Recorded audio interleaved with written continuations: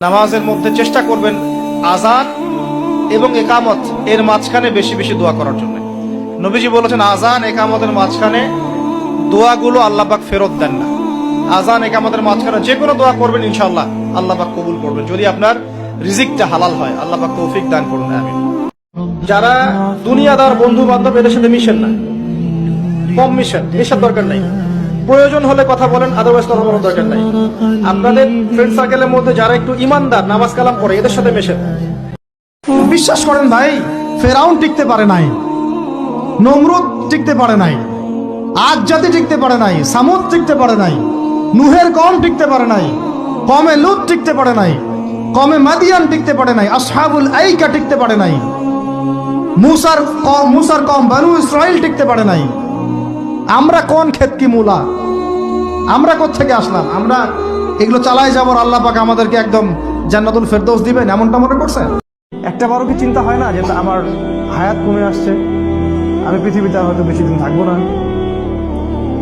সুবহানাল্লাহ, সময়ের কসম, আল্লাহ পাক সময়ের কসম করে আমাদেরকে সময়ের দিকে দৃষ্টি দিতে বলছেন, সময়ের সম্পর্কে সচেতন হতে বলছেন।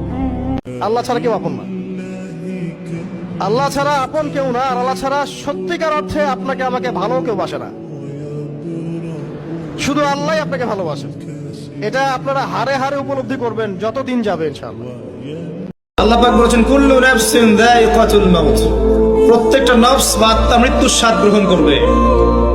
ফাইন্নামা তুওয়াফাউনা উজুরাকুম ইয়াওমাল কিয়ামাহ, কিয়ামতের মাঠে তোমাদের পূর্ণ প্রতিদান দেয়া হবে।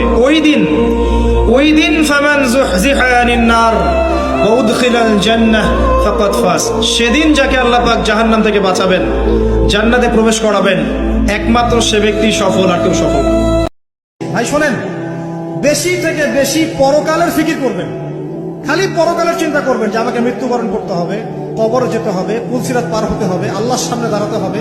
যত বেশি আপনি আল্লাহর ফিকির করবেন, পরকালের ফিকির করবেন, আপনার মনটা নরম হয়ে যাবে ইনশাআল্লাহ। দিন শেষে আমি একা, আপনিও একাই, আমাকেও একাই যেতে হবে, আপনাকেও একাই যেতে হবে। এগুলো সব চারপাশের খালি অন্ধ মোহ, আর কিছু না। এই মোহের মধ্যে ঢুকে পড়বেন না, আল্লাহ পাক তৌফিক এনায়েত করুন।